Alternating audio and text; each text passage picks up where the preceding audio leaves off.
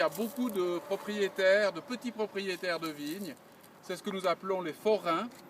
Ce sont des gens qui ne sont pas de Fuy, ce sont souvent des gens qui viennent de Bagne. Vous avez Verbier, la vallée de Bagne dans cette région. Et c'est des gens qui avaient des vignes sur Fuy et qui avaient leurs vaches, leur agriculture, toute leur entreprise agricole sur la région de Orsières ou Bagne, donc en montagne. Pour venir exploiter les vignes, ils avaient des petites maisons, ils ont construit des petites maisons qu'on appelle des masos. Donc vous en avez ici, hein, vous en avez deux là, on en verra plusieurs dans le village de Branson. Et ils descendaient, ils venaient faire les travaux d'hiver, ils restaient là un jour, 2 jours, ils remontaient. Ils ne venaient plus dans leur vigne pendant quelques temps, ils revenaient faire les travaux de printemps, ainsi de suite, et ils montaient, ils faisaient une espèce de transhumance, comme ça, plusieurs fois par année. Et ce système a donné lieu à des échanges, déjà des échanges familiaux, c'est clair que les gens sont connus, sont mariés, et aussi avec des échanges économiques. Par exemple, vous avez le pont de Branson, près de où on va aller manger tout à l'heure. C'était un gros problème parce que le pont de Branson et le Rhône n'étaient pas comme maintenant. Puis les bagnards étaient obligés de traverser le pont pour venir ici. Donc ils ont fait des échanges avec les communes. La commune de Fuy qui devait entretenir le pont. Et en contrepartie, ils avaient droit à des forêts de l'autre côté, par exemple. Il y a eu beaucoup d'échanges, aussi des échanges économiques.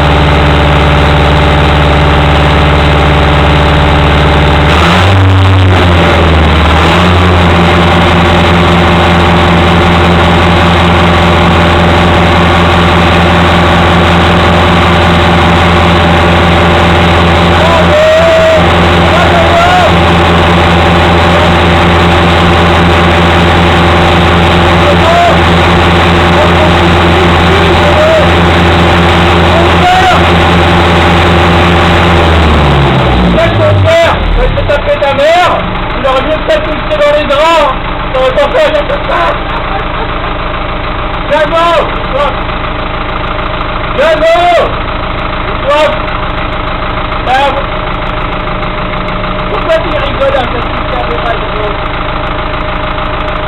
Non, d'accord, elle est